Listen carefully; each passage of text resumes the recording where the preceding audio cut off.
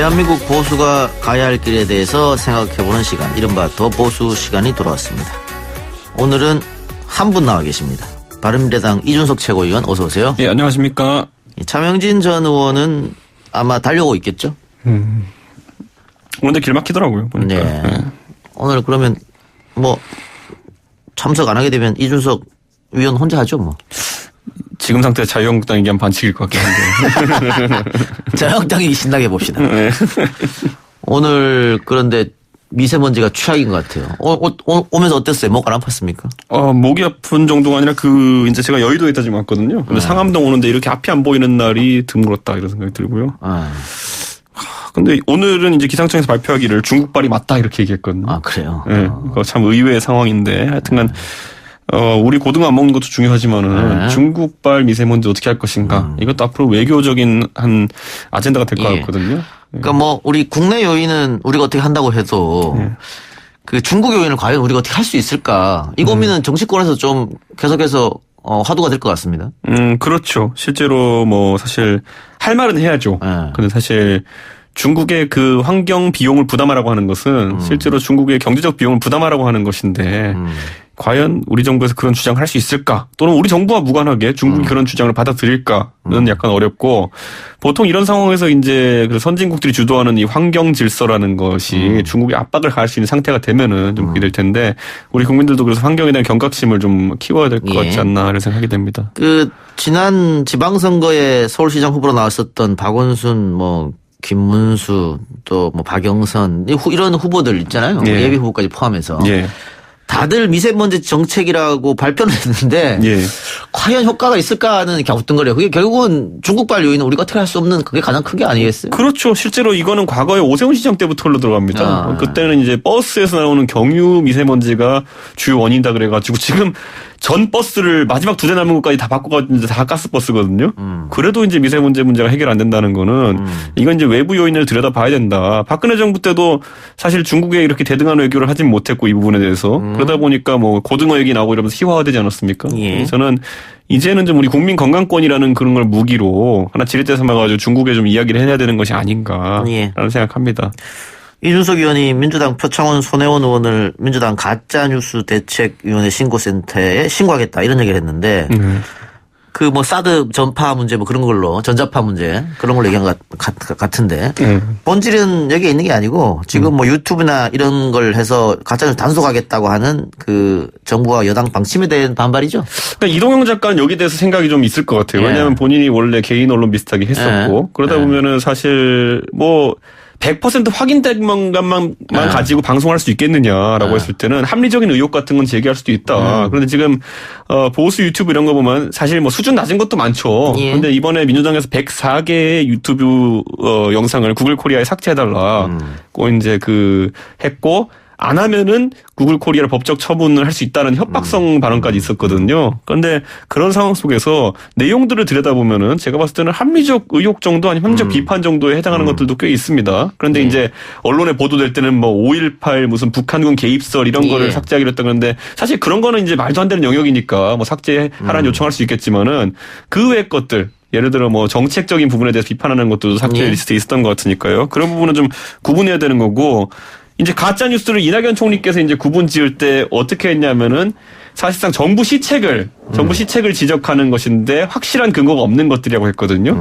근데 이 기준으로 따지면요. 예전에 가장 먼저 걸려드는 것이 예전에 표창원, 손혜원 의원 등 이제 9명 정도의 의원들이 성주에 가서 이제 사드 배치한다고 할 때 이제 전자파에 몸이 튀겨질 것 같아 이러면서 사실상 이렇게 선동 비슷하게 하는 게 있었는데 그것도 제가 봤을 때 할 수 있는 건데 정치인으로서는 이 엄격한 지금 총리께서 제시하신 기준에 따르면은 가짜 뉴스죠, 그것도. 그러니까 저는 그런 부분 잣대를 좀 공정하게 가져가자 이런 얘기입니다. 이준석이 저한테 질문하셨으니까 저도 제재와 표현의 자유가 부딪히면 표현의 자유에 손을 들어주고 싶은 사람이고 실질적으로 방심위가 제재를 한다든가 특히 1인 미디어를 또 구글 코리아에 뭘 압력을 넣는다. 이건 실질적으로 다 불가능한 일이거든요. 불가능하죠. 쉽지는 않은 것 같은데. 차명진 의원이 뛰어오셨습니다. 네. 차가 많이 막히던가요? 아니요. 지하철을 좀 잘못 타가지고 좀 문산까지 갔다 왔습니다. 문산까지 갔다 왔습니다. 역시 자유한국당 최저위원이니까 이 대중교통을 또 이용하시고 막히셨네요. 그거밖에 방법이 없습니다. 예. 하여튼. 이 차명진 의원님이 지하철 왕이라 가지고요. 예. 본인 지역구에 지하철도 까시고. 네. 그렇죠. 근데 지역 구민들이 몰라줘서 낙선했습니다. 그거 모를 수가 없을 텐데요. 그게 참 묘하더라고요. 물론 이렇게 이제 지방 같은 데는 의원이 어떤 사업을 하면 그 지방에서 이제 다 많이 회자가 되고 그러는데 이 수도권은 그런 그 업적이 좀 뚜렷하지가 않고요. 더더군다나 이제 이거 좀 미안한 얘기인데 우리 지역의 그 소위 말하는 기초자치단체장 이런 사람이 이제 저하고 반대당이에요. 그럼 서로 공을 나눠서 주장하죠, 이제. 그 사람이 또 이제 보면은 상당히 상당히 아주 영리하게 예. 이런 이제 성과를 예. 저한테서 이제 이렇게 막 빼는. 예. 그래서 예컨대 뭐 이번에 같은 경우에 기공식 하는데도 저를 초청을 안 한다든가 뭐 그런 사례가 비일비재해요. 예. 그러면 유권자들은 이거 제가 했습니다. 그러면 얘기하지 그래요. 저는 그때 좀 아니 그래가지고 제가 봤을 때는 열받죠. 예. MB 같은 사람이 우리가 봤을 때는 굉장히 이런 토건 같은 걸 많이 밀어붙였는데 그분은 임기 내에 항상 시작해서 임기 내에 끝내요. 그러니까 그게 청계천도 그렇고 그 4대강도 그렇고. 자, 그러면 여기서 네. 궁금한 거 하나 물어봅시다. 네. 예전에는 뭐 군수나 시장이나 다 대통령이 지명해서 내려보냈으니까 그럼 국회의원이 다리 놓고 뭐 했다 자기 업적을 하면 되는데 요즘은 다 민선이고 권한이 많이 갔잖아요. 그러니까 다리 놓고 도로 깔고 뭐 지하철 개통 이거 다 지자체장들이 하는 게 아니냐. 그게 보통 이래요. 모든 대부분의 사업이 예. 국비가 한 25%. 그 다음에 이제 광역단체비가 한 25%. 그 다음에 기초단체비가 한 50%. 근데 이제 그 한 10%, 20% 내로 이제 변화들이 있어요, 좀. 그렇기 때문에 최종적으로 어떤 그 실제적으로 최종적으로 어떤 주민들한테 예컨대 뭐 이렇게 뭐 지하철 공사가 합니다라든지 뭐 이런 걸 다 알리고 그다음에 무슨 뭐 테이프 끊는 식을 하고 이런 거는 기초단체장이 주관을 하게 돼요. 그래서 그 기초단체장을 사실은 이제 그 국회의원이 그 국비나 도비를 끌어오는 데 있어서 영향력을 행사하기 때문에 기초단체장을 좌지우지할 수 있지만 기초단체장이 마음 먹고 국회의원을 이렇게 팽시키면은 둘 중에 하나가 꺾어지죠. 예. 그런 사례들은 사실 같은 당인데도 많아요. 그래요. 자, 본격적으로 그리고 우리 가짜뉴스 얘기해 줘야지. 가짜뉴스는 다 됐고요. 한마디 합시다. 시간이 없으니까 다른 얘기 합시다. 그거 할 얘기는 이준석 의원이 다 했어요. 그래요? 아마 똑같은 얘기일 것 같아요. 다 했고. 좀 다른데 하여튼 뭐 어쩔 수 없습니다. 내가 더 세니까 그냥 넘어가려는구만. 네. 하여튼 이준석 최고위원 참 잘했어요. 예. 할 얘기 다 했어요. 장하성 정책실장과 김동연 경제부총리 교체설이 계속 나오고 있는 중인데 보수 야당에서는 두 사람 다 경질을 해야 된다 이런 주장이었었는데 김동연 부총리는 살리고 장하성은 날리고 이런 걸로 바뀌었습니까? 어떻습니까? 글쎄요. 뭐 한국당에서는 좀 그런 식으로 생각을 하는 것 같아요. 한국당 소속이잖아요. 저는 좀 생각이 달라요. 예. 김동연 부총리도 어차피 지금 자신이 최저임금의 급격한 상승 예. 그리고 그 최저임금 이라는 부분이 이제 민간 부분의 임금인데 이 부분을 국민 세금으로 빈 부분을 메꿔 넣었다는 그런 그 좀 상당히 그 거꾸로 행태. 그리고 총체적으로 현재 경제가 지금 L자형으로 예. 횡보를 하고 있잖아요. 2%대로 그죠? 예. 뭐 조금 있으면 이제 더 떨어질 것 같은데 국제적으로는 경제가 상당히 좋은데 우리나라도 어떤 그 수출 조건이 좋은데도 불구하고 경제가 지금 계속 옆으로 갈지자 개걸음을 하고 있는 것에 대한 총체적 책임이 있기 때문에 저는 뭐 김동연 부총리도 이번에 같이 그만둬야 된다. 예. 나는 아니다. 나는 그러니까 쟤보다는 좀 덜 뭐 먹었어. 나는 쟤보다는 뭐 덜 뭐 훔쳤어. 뭐 쟤는 뭐 가운데로 건너갔지만 나는 가장자리로 건너갔어. 그래서 내 잘못은 아니야. 이걸 아는 것 자체가 좀 그저 무책임한 얘기죠. 자유는 그러면 동반 책임이 있다는 거고 자유한국당은 어떤 입장입니까? 자유한국당은 이렇게 느낌에 보니까 그 소득주도 성장론을 어떤 이 상당히 그 대표 브랜드로 내세운 장하성 실장과 그다음에 그 후임 물망에 오르는 김수현 예. 저 사회정책 수석 예. 이 둘 다 좀 그만해야 되지 않냐. 이러다간 나라가 큰일 나지 않겠느냐 얘기를 하고 있습니다. 아니 근데 이걸 살펴보면요. 그러니까 이번에 뭐 소득주도 성장부터 해서 경제 정책에 좀 난맥이 있는 것이 누구에게 책임이 있느냐. 굳이 두 사람 찍어서 장하성과 김동연 중에 누구에게 책임이 있냐를 보려면요. 지금까지 정책에 누구 입김이 강했나를 보면 돼요. 근데 지난번에 청와대가 공개한 자료에 따르면은 올 초부터 10월 12일까지 대통령이 보고한 횟수를 따져보면은 청와대 정책실에서 이제 228회 했다는 거예요. 그리고 김동연 부총리는 13번 했다는 거예요. 1년 내내. 그 말은 뭐냐면은 거의 한 15배 이상 보고 횟수가 차이 난다는 거는 실제로 김동연 부총리 물론 여기까지 약간 다르긴 하지만은 정책적인 아이디어는 장하성 실장 쪽 아이디어가 많이 들어갔을 것이다. 예. 그래서 자유한국당이 장하성 교체 무게 이제 저도 그래서 제가 봤을 때는 김동연 부총리 같은 경우에는 이번에 책임을 진다는 것이 구체적인 어떤 정책에 대한 책임이라기보다는 이미 대통령께서 이분에 대해서 마음이 떠난 것이 아닌가. 예. 혹은 보수 측 인사라고 해가지고 소위 말하는 탕평 인사에 보여주기식으로 지금 계신 게 아니라면은 이렇게 보고 횟수가 차이 날 수가 없다. 예. 그런 생각이 좀 듭니다. 이준석 최고가 지금 책임 이야기를 했는데 제가 봤을 때는 대통령 시정 연설을 봐도 그렇고 경질이나 책임을 물어서 교체하는 건 아닌 것 같거든요. 그러니까 분위기 쇄신 차원인 걸로 보입니다. 그러니까 결국은 사람이 바뀌더라도 아까 얘기했던 소득주도 성장 이 기조는 그대로 갈 거란 게 대통령 얘기도 하고 국무총리 얘기도 한단 말이죠. 거기다 오늘 장하성 실장이 무슨 자신감인지 모르겠는데 예. 이번 정부 들어가지고 국감장에서 운영위 국감에서 이번 정부 들어서 가장 잘한 게 소득주도 성장이다라고 이야기를 해버렸어요. 그러니까 지금 야당이 주장하고 있는 소득주도 성장 폐기하면서 경제수장 2명을 교체라는 거는 지금 전혀 들어먹히지 않는 거잖아요. 그러니까 저는 대통령께서 이게 자존심 문제라고 받아들이시면은 네. 계속 갈 수 있겠지만은 오히려 지금은 야당이 돕고 있는 겁니다. 야당이 어쨌든 야당의 등살에 못 이겨가지고 대통령께서 교체하는 형식으로 자연스럽게 정책 전환을 하는 것이 지금은 오히려 자연스러워 보이는 그렇죠. 거거든요. 지난번에 근데 이렇게까지 야당의 의견을 물리치고 나면요.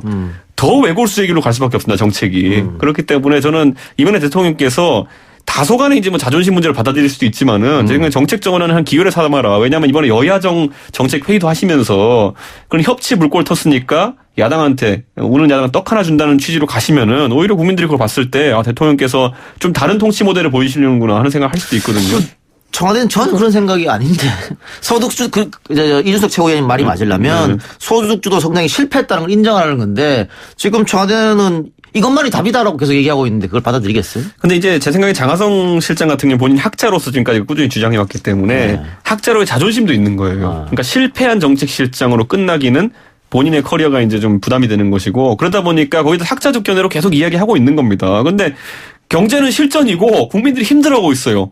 그럼 대통령께서 그거는 결단을 내리셔야 되는 겁니다. 아무리 사람에 대한 배려가 있다 하더라도 결단 내려야죠. 그러니까 이 부분에 대해서는 제가 볼 때 이래. 대통령이 이런 부분에 대해서는 조금 여지가 있는 거예요. 그러니까 자신의 정책 노선이 일정한 부분 좀 잘 안 먹게 들어갈 때 바꿀 수 있는 여지. 그게 이제 대통령이라는 자리에 있는데 과거에 저 박근혜 전 대통령도 처음에 경제민주화 하다가 바꿨잖아요. 예. 그런 측면에서 그 대통령께서 지금 국민들이나 어떤 전체 그 본인이 이렇게 생각하시기에 그 어떤 그 소위 말하면 경제학자들 본인의 어떤 뭐 경제교사라고 하는 뭐 김광두 서강대 교수조차도 이거 잘못됐다. 소득주도 성장만 가지고는 안 된다.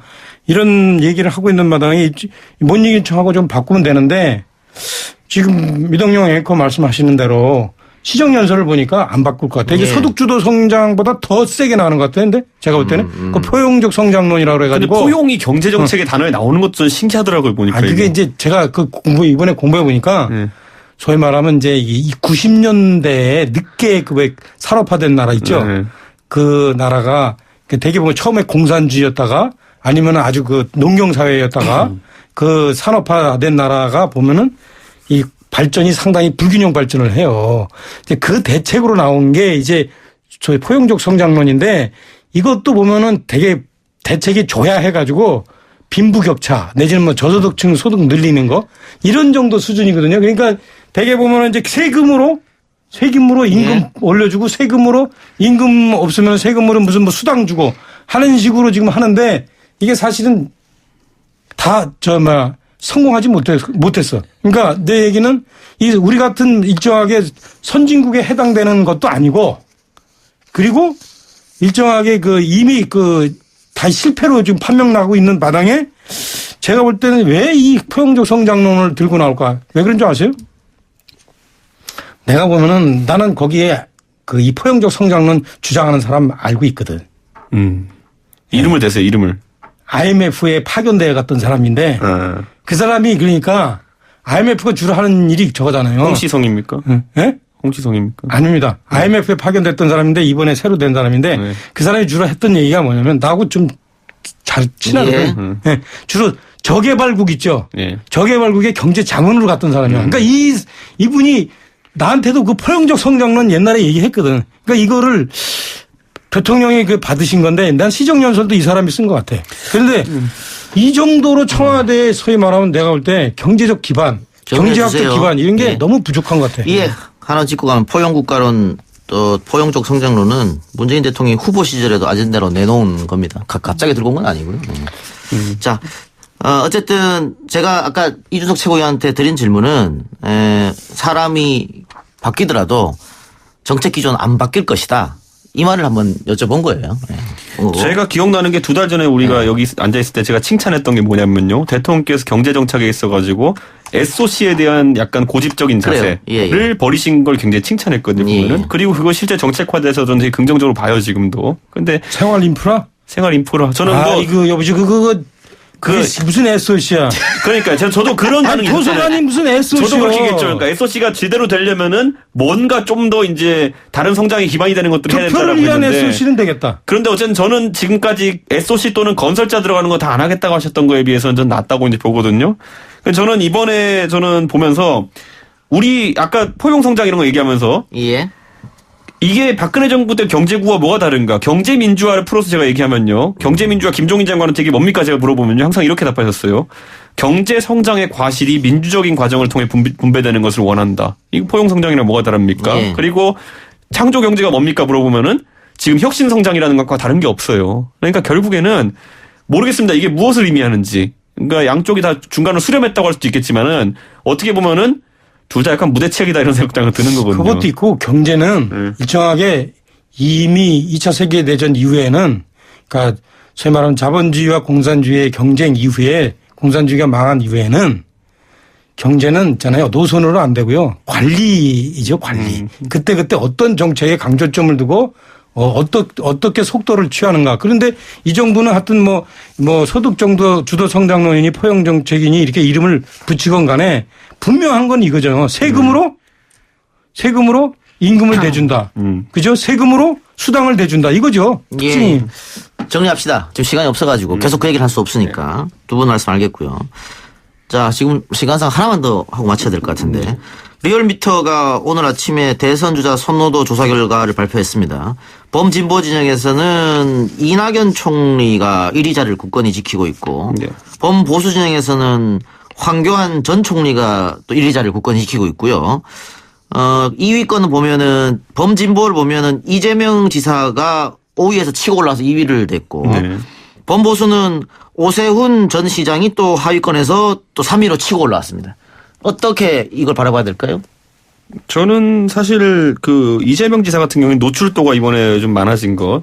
다 나쁜 걸로 노출되지 않았나요? 그래도? 아니 그래도 항상 노출도가 중요합니다. 왜냐하면 경기도지사를 사람들이 좀 꺼리고 경기도지사 출신들이 대선 주자로 발돋움 못했던 거는 노출이 안 돼서예요. 그런데 이재명 지사는 상당한 존재감을 보이고 있습니다. 비슷한 예로 과거에 경남도지사 같은 경우는 더 관심 못 받는 자리인데 홍준표 지사는 진짜 막 그 당시에 자기 교통사고 났다는 것까지 기사로 내보내고 이랬어요. 그러니까 그럴 정도로 해서 어쨌든 주목을 받았기 때문에 그분도 대선 후보인 것이고 사실 저는 이제 이낙연 총리 같은 경우에는 국정을 안정적으로 관리하시는 것도 있지만은 이건 전형적인 고건형 지지율이라고 봅니다. 저는 예전에 노무현 대통령 계실 때도 보면은 노무현 대통령이 다소 이제 정책적으로 좀 파격적이고 급진적인 것들이 나올 때마다 안정감을 가진 고건 총리가 그 당시에 부각됐던 적이 예. 있거든요. 그러다 보니까 지금 이낙연 총리는 제가 봤을 때 대중적 호감도라는 것이 그런 안정감에서 나온다. 이런 알겠는데요. 그런데 예. 고건 총리라면 다른 점은 고건 총리는 공무원 출신이고 그렇죠. 이낙연 총리는 정치인 출신이잖아요. 좀 다를 것 같은데. 저는 정치인이냐보다 이낙연 총리께서는 최근에 기자 모습을 참 많이 보여주신다. 그러니까 예. 참 원래 기자 출신이었으니까. 그러니까요. 그래서 참 그 송곳 질문에 오히려 더 이제 망치로 답하는 그런 예. 모습들을 보면서 새로운 유형이다. 하지만은 결국엔 국민들의 기대라는 거는 이분이 안정적으로 지금 어쨌든 내가 관리하는 모습에 있다. 그래서 예. 이건 저는 고건형 지지율이라고 봅니다. 오세훈이 치고 올라온 이유는 뭘까요? 저는 이건 친박계가 더 이상 내밀 대안이 없기 때문에 뭐 하나씩 계속 올라올 겁니다. 제 생각에는 오세훈 시장도 그렇고 나중에 뭐 김문수 지사도 한번 등장하실 테고 제 생각에는 예. 네, 그런 생각이 듭니다. 장미진 의원님. 근데 저는 이건 그것 같아요. 그 전체 중간고사 성적 낼 때 국어, 영어, 수학이 중요하잖아요. 예. 근데 지금 지지율은 한 뭐 기술 점수, 상업 점수. 그래요. 예. 그러니까 뭐 제가 볼 때는 거의 의미가 좀 없지 않나. 실제적으로 대선 후보 지지율을 파악하려면 다 내년 초에 자유한국당 당대표 선거 그리고 실제 아주 결정적으로는 1년 반 후에 총선 이때를 보면서 아마 여야 주자들이 부각될 예. 거다. 절대 공감하고요. 황교안 전 총리는 그러면 내년 전당대회 나옵니까? 어떻게 보세요? 황교안 총리는 지금 제가 보기에는 일부 주변에서 나오라는 얘기가 있고 있죠. 예, 예. 본인도 반반인 것 같아요. 그런데 저는 결국 힘들어지지 않을까. 이유는 이런 뭐죠? 시기면 당대표는 있죠. 자기가 사다리 타고 올라가서 따는 열매 따는 거지 누가 시켜주는 거 아니거든요. 근데 이분도 제가 이렇게 좀 얘기 주변에서 들어보면은 할까 말까. 추대를 원하고 있는 모델의 공통점이고요. 네. 사실 지금 그 모델로 인해서 사실 집권한 추대 모델을 끝까지 원해가지고 한두 달 끌다가 집권한 김병준 비대위원장의 모습을 봐도 영이 안 서거든요. 추대를 그렇게 원했다면 카리스마가 있어야 되는데 과거에 뭐 예를 들어 김종인 비대위원장 정도는 카리스마가 있어야 되는데 그것이 아니라 김종인 비대위원장 와서 뭐 했습니까? 와서 누구 자르겠다. 누구 이제 말하지 마라. 저 사람 이상한 사람 뭐 이런 얘기로 이제 정리를 해놨거든요. 예. 근데 김병준 위원장 오자마자 이제 철학을 바꿔야 한다. 뭐 권위주의와의 전쟁 뭐 이런 이제 세미나를 했지. 구름 위에서 놀았다는 네. 이미지가 좀 있는 세미나. 거거든요. 그죠? 그럼 추대를 안 하면은 경선장에 들어가야 되는데 네. 황교안 총리가 몇 집이 있겠느냐. 저만 해도 그런 데 있잖아요. 저만 해도 지금 확신하고 있는 게 황교안 총리는 추대를 원할 것이다라는 네. 저만 해도 만약 그분이 용감하게 전당대회라는 큰 판에 그 완전 이제 막가자판인데 거기도 들어가 보면 전당대회라는 게 거기 들어갈 용기가 있다는 것만으로 저는 그분에 대한 평가를 어느 정도 달리할 의향이 있습니다. 저는. 근데 이제 하여튼 그럼에도 불구하고 이분이 이제 전통적인 관료 출신임에도 불구하고 나름대로 또 좀 자신이 하는 일은 여태까지 좀 잘 돼왔거든요. 그래서 결정을 또 혹시 내릴 수도 있다라는 얘기가 있어요. 예, 알겠습니다. 그 부분은 뭐 시간이 지나면 알 수 있겠죠. 두 분 말씀 오늘 여기까지 듣겠습니다. 수고하셨습니다. 예, 감사합니다.